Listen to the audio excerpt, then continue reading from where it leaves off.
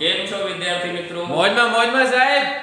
ગયા વિડિયો લેક્ચરમાં આપણે વિદ્યુત સ્થિતિમાન અંગેના અમુક દાખલાઓ ગણ્યા હતા અને ગોળા પરનું ગોળાની અંદરના વિસ્તારમાં વિદ્યુત સ્થિતિમાન ગણ્યું હતું. આજે આપણે વિદ્યુત સ્થિતિમાનના વધારા ગણીશું. જુઓ મિત્રો, આમાં પહેલો દાખલો, કોઈ એક વિસ્તારમાં વિદ્યુત સ્થિતિમાન Vxyz બરાબર 2x2y 3y3z -4z3x સૂત્ર પરથી મળે છે. તેમાંના બિંદુ 1 1 1 પાસે વિદ્યુત ક્ષેત્રના ઘટકો અને વિદ્યુત ક્ષેત્રનો સદિશ શોધો. મિત્રો, સૌથી પહેલા અહીંયા તમારે એ નોંધવું પડે કે વિદ્યુત સ્થિતિમાન Vxyz આપણને 2x2y 3y3z -4z3x આપેલું છે. એટલે કે વિદ્યુત સ્થિતિમાન ત્રણેય યામો પર આધાર રાખે છે. x, y અને z ત્રણેય ઉપર આધાર રાખે છે. જ્યારે વિદ્યુત સ્થિતિમાન એક કરતાં વધારે વેરિયેબલ ઉપર આધાર રાખતા હોય ત્યારે વિદ્યુત ક્ષેત્ર મેળવવા માટે આપણે આંશિક વિકલન લેવું પડે. તમે વિદ્યુત સ્થિતિમાન અને વિદ્યુત ક્ષેત્ર વચ્ચેનો સંબંધ ભણી ગયા છો મિત્રો. યાદ ન હોય તો એ વિડિયો ફરીથી એક વખત જોઈ લેશો. અહીં સૌથી પહેલા આપણે વિદ્યુત ક્ષેત્રનો x ઘટક મેળવશું. તો વિદ્યુત ક્ષેત્રનો x ઘટક મળશે આપણને, વિદ્યુત ક્ષેત્રનો x ઘટક મળશે આપણને -del V/del x થી. એટલે કે v નું x પ્રત્યે આંશિક વિકલન. v નું x પ્રત્યે વિકલન એટલે આપણે આનું વિકલન કરવાનું છે, x પ્રત્યે કરવાનું છે. એટલે એમાં માત્ર x જ ચલિત છે. ધારીશું આપણે એટલે કે y અને z આંશિક વિકલન કરતા હોઈએ ત્યારે અચળ ગણીશું. એટલે જુઓ મિત્રો, આ 2m ના m અને એની જોડે y પણ m ના m. x² નું વિકલન 2x થઈ જશે. ત્યારબાદ આ પદમાં છે જ નહીં એટલે એ પદ અચળ ગણાશે, એનું વિકલન 0 થશે. ત્યારબાદ અહીં ત્રીજા પદમાં 4z³ અચળ ગણાશે, m ના m અને x નું x પ્રત્યે વિકલન 1 છે. એટલે મિત્રો આપણને આંશિક વિકલન x પ્રત્યે શું મળ્યું? 4xy -4z³. પરંતુ આપણી પાસે કિંમત છે x, y અને z ની. શું કિંમત છે x, y અને z ની? પરંતુ x, y અને ત્રણેયની કિંમત 1 1 1 છે. એટલે ex માં આપણે x, y અને z ની જગ્યાએ 1 1 1 મૂકશું એટલે આ થઈ જશે 4 - 4 એટલે 0. એટલે આપણને વિદ્યુત ક્ષેત્રનો x ઘટક 0 મળ્યો. ઓકે, ત્યારબાદ તેવી જ રીતે y ઘટક ગણીએ. એટલે કે હવે આપણે વિદ્યુત ક્ષેત્રનો y ઘટક ગણીએ છીએ. del V/del y. એટલે આ v નું y પ્રત્યે વિકલન તો 2x² m ના m, y નું y પ્રત્યે વિકલન 1. ત્યારબાદ 3z m ના m, y³ નું વિકલન થઈ જશે 3y² અને આ પદ એમાં y છે જ નહીં એટલે એનું વિકલન થઈ જશે 0.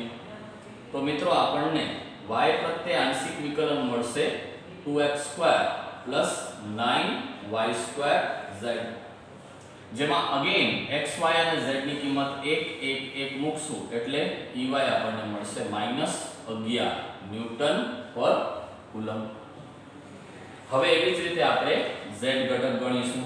એટલે હવે Ez ગણશું તો Ez એટલે -del V/del z જે થઈ જશે z પ્રત્યે વિકલન. એટલે પહેલા પદનું વિકલન છે એ 0 થઈ જશે. ત્યારબાદ 3y³ અચળ ગણશું. z નું z પ્રત્યે વિકલન 1. ત્રીજા પદમાં 4x અચળ ગણશું. z³ નું વિકલન 3z². એટલે આપણને શું મળ્યું? તો Ez ની કિંમત મળી. ફરીથી લખી નાખીએ 3y³ -4 3z12 એટલે કે 12xz². x, y, z ની કિંમત આપણે મૂકીએ 1 1 1 એટલે આપણને મળશે 3 -12 એટલે 9 માઈનસ 9 અને માઈનસ માઈનસ પ્લસ થઈ જશે એટલે આ મળશે 9 ન્યૂટન પર કુલમ. આપણને વિદ્યુત ક્ષેત્રનો ઘટક શોધવાનો છે અને એ ઘટક જે છે એ આપણને x y અને z તો મળી ગયા. હવે વિદ્યુત ક્ષેત્રનો સદિશ એટલે વિદ્યુત ક્ષેત્રના સદિશનો સદિશ એના યામ સ્વરૂપે લખી શકાય એટલે કે E સદિશ ઇક્વલ્સ ટુ શું થઈ જશે Ex I cap Ey j cap અને Ez k કેપ. એટલે આ તો 0 છે, y ઘટક -11 છે એટલે -11 સાથે j કેપ આવશે અને આ +9 છે એટલે 9 સાથે k કેપ આવશે. તો મિત્રો આ રીતે આપણે વિદ્યુત ક્ષેત્ર ગણી શકીએ જે તમને બહુ સરળતાથી ખ્યાલ આવી ગયો હશે. ત્યારબાદ આપણે આગળ એના જેવો જ બીજો દાખલો જોઈએ. પાણીનો એક ગોળાકાર બુંદ 3 × 10⁻10 કુલમ વિદ્યુત ભાર ધરાવે છે. એટલે એક બુંદ આપણી પાસે છે એના પરનો વિદ્યુત ભાર 3 × 10⁻10 કુલમ છે. તેની સપાટી પરનો વિદ્યુત સ્થિતિમાન 5000 વોલ્ટ છે. એની સપાટી ઉપર 5000 વોલ્ટનું વિદ્યુત સ્થિતિમાન છે. મિત્રો કેટલું વિદ્યુત સ્થિતિમાન છે 5000 વોલ્ટ. અચ્છા, આ બુંદની ત્રિજ્યા શોધો. આ બુંદની ત્રિજ્યા એટલે r શોધો. હવે આવા 8 સમાન બુંદ સમાન વિદ્યુતભાર અને સમાન ત્રિજ્યા ધરાવતા એકબીજામાં ભળી એક મોટું બુંદ બનાવે છે. આ બુંદની સપાટી પર વિદ્યુત સ્થિતિમાન ગણો. એટલે આ નાના બુંદનું આપણને મળ્યું અને મોટા બુંદનું V2 થી દર્શાવીએ એના ઉપર આપણને વિદ્યુત સ્થિતિમાન મેળવવાનું છે. નાના બુંદનું આપ્યું છે, મોટા ઉપર મેળવવાનું છે. સૌથી પહેલા એક બુંદ માટે ગણતરી કરીએ તો એક બુંદની સપાટી પર વિદ્યુત સ્થિતિમાન મિત્રો તમને ખબર છે બુંદ છે એ ગોળાકાર હોય અને ગોળાની સપાટી ઉપર વિદ્યુત સ્થિતિમાન એટલે kq ભાગ્યા r થી દર્શાવાય. તો આપણે અહીંયા v1 છે એ દર્શાવીએ છીએ kq1/r. r ને સૂત્રનો કરતા બનાવો તો થઈ જશે kq1/v1. કિંમત મૂકી ગણતરી તમે કરી શકો છો. જવાબ તમને મીટરમાં મળશે. એટલે પહેલા જે ત્રિજ્યા ગણવાની હતી એ મળી ગઈ. હવે આવા 8 બુંદ ભેગા થાય છે. 8 બુંદ ભેગા થાય છે તો એ કિસ્સામાં આપણે એમ કહી શકીએ કે મોટા બુંદનું કદ બરાબર 8 ગુણ્યા નાના બુંદનું કદ. મિત્રો આ v એટલે વિદ્યુત સ્થિતિમાનનો નથી, કદ માટે છે. મોટા બુંદ માટે કદ થઈ જશે 4/3 પાઈ કેપિટલ R3 અને અહીંયા આવશે કદ 4/3 પાઈ સ્મોલ r3. ગોળાકાર હોય ગોળાનું કદ મૂક્યું છે એટલે કે r3 જે છે એ તમને મળશે 8r3 એટલે r થઈ જશે 2r ઘનમૂળ લીધું. ત્યારબાદ 2 અને સ્મોલ r ની કિંમત તમે ઉપર મેળવી છે એટલે તમને કેપિટલ R ની કિંમત મળી જશે. આ રીતે આપણને મોટા બુંદની ત્રિજ્યા મળી. હવે બુંદ પર વિદ્યુતભાર ગણી લઈએ. મિત્રો અહીંયા ભૂલ થઈ જાય છે. ત્રિજ્યા તો ઘણા બધા વિદ્યાર્થીઓ મેળવે પણ વિદ્યુતભાર ભૂલાઈ જાય છે. તો કોમન સેન્સ છે કે 8 નાના બુંદ ભેગા થઈને મોટું બુંદ બનાવે તો વિદ્યુતભાર પણ 8 ગણો. આનો હતો 3 × 10⁻10 એટલે આનો થઈ જશે 8 તેરી 24 × 10⁻10 કુલમ. હવે આપણને જોઈએ મોટા બુંદ પર વિદ્યુત સ્થિતિમાન. તો વિદ્યુત સ્થિતિમાન મોટા બુંદની સપાટી ઉપર એટલે v બરાબર v2 થી દર્શાવ્યું છે k કેપિટલ Q છેદમાં કેપિટલ R. બધી જ કિંમત છે તમારી પાસે. કિંમત મૂકી ગણતરી કરી લેશું. જવાબ તમને વોલ્ટમાં મળશે. તો મિત્રો આ રીતે આપણે આ દાખલો ગણી શકીએ. લખી નાખશું આપણે, ત્યારબાદ આગળ વધશું.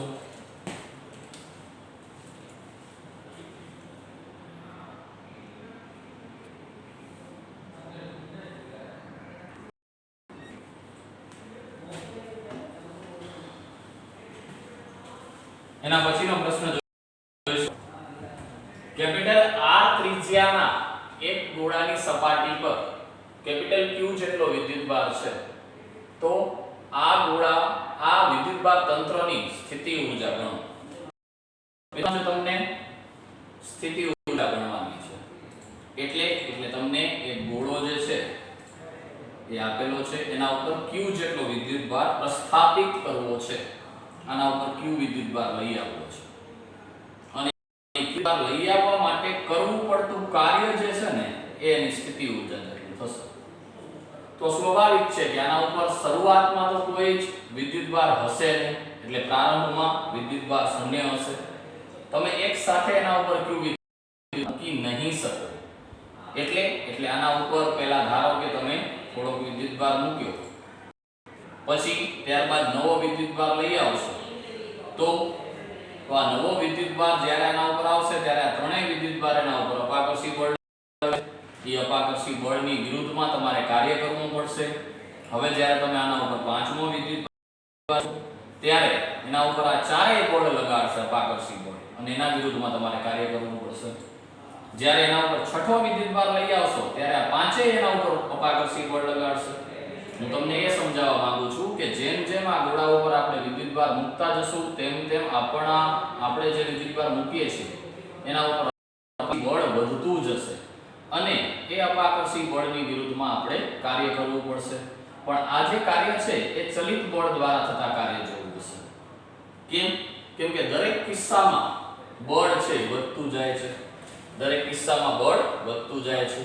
એટલે અહીં ગોળા પર વિદ્યુતભાર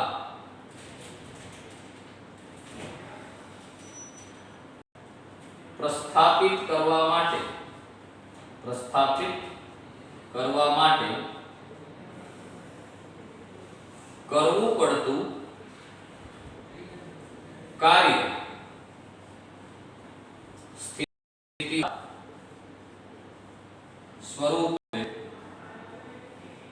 સંગ્રહ પામશે. તો ગોળા પર પ્રારંભિક સ્થિતિમાન જોઈએ. પ્રારંભિક સ્થિતિમાન તો એ કેટલું હશે? પ્રારંભમાં તો કોઈ વિદ્યુતભાર હતો જ નહીં, તો પ્રારંભિક સ્થિતિમાન શૂન્ય હશે. અને ગોળા ઉપર અંતિમ સ્થિતિમાન કેટલું હશે?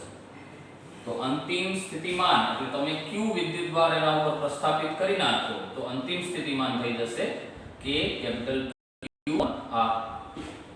એટલે સરેરાશ સ્થિતિમાન આના ઉપરથી તમને મળી જશે.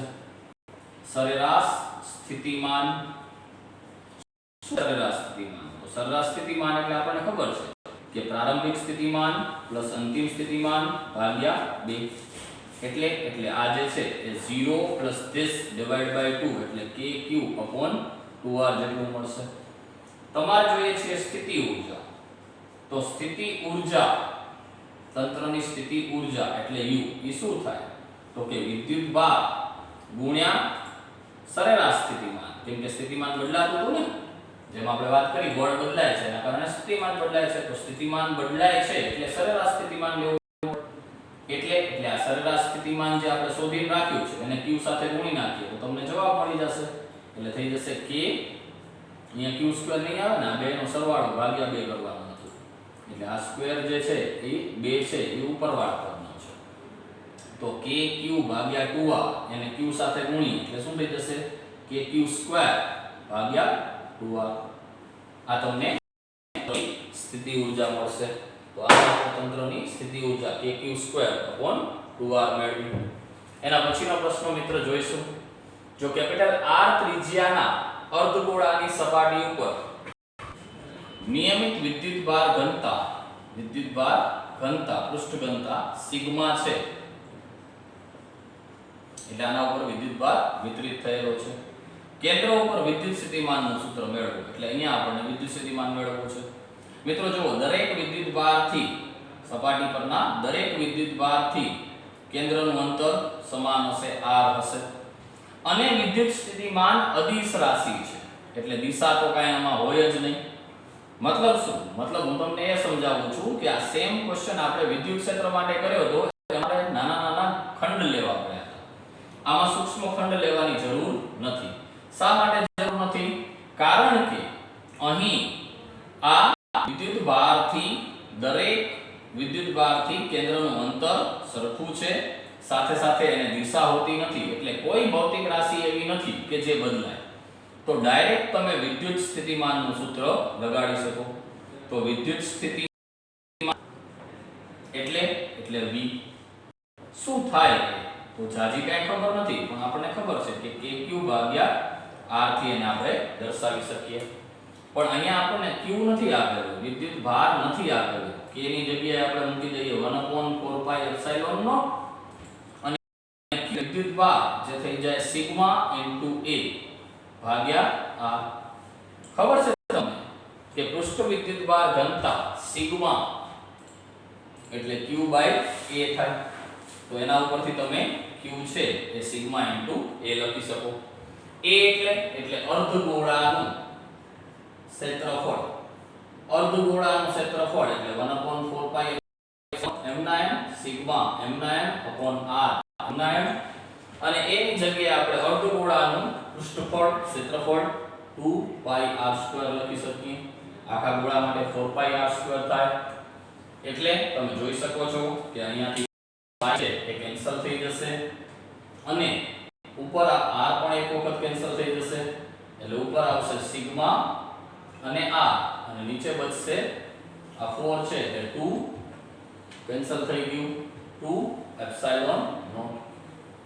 તો આ આપણને સિગ્મા r એપ્સિલોન નોટ જે મળ્યું એ આ અર્ધગોળાના કેન્દ્ર ઉપર વિદ્યુત સ્થિતિમાનનું મૂલ્ય મળ્યું. ઓકે, એના પછીનો પ્રશ્ન જોઈશું.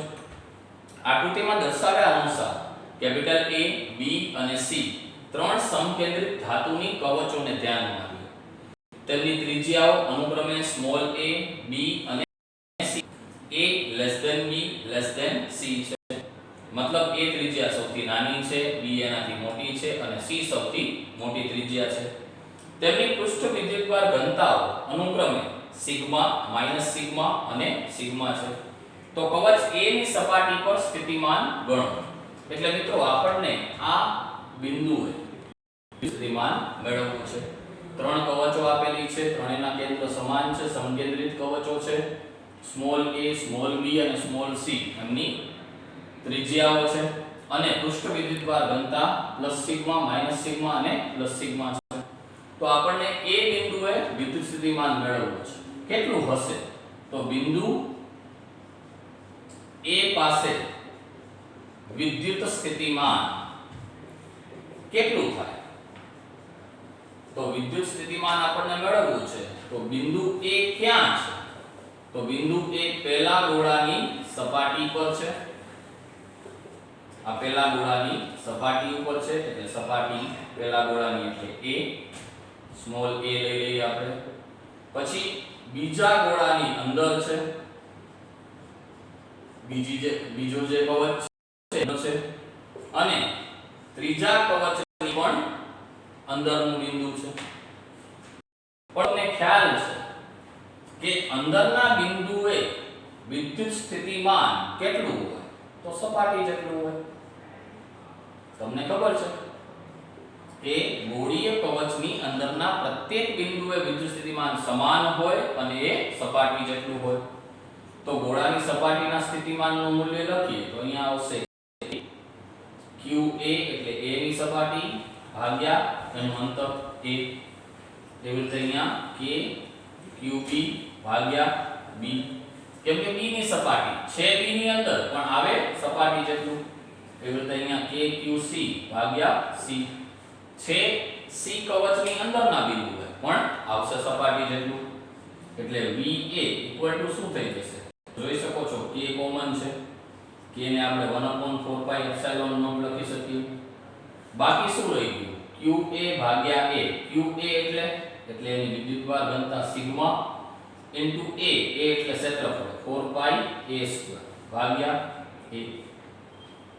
મિત્રો જોઈ શકો છો qa ની જગ્યાએ સિગ્મા * a લખ્યું છે. એવી જ રીતે અહીંયા છે પ્લસ અને QB છે, પણ QB ની કિંમત શું આવશે તો કે માઈનસ સિગ્મા ઇન્ટુ A, વળી પાછું A એટલે 4 pi b², કેમ કે એની ત્રિજ્યા b છે, ભાગ્યા b. જોઈ શકો છો QB ની કિંમત મૂકી છે, માઈનસ શું કામ મૂકી, કેમ કે એની પૃષ્ઠ વિદ્યુતભાર ઘનતા માઈનસ છે.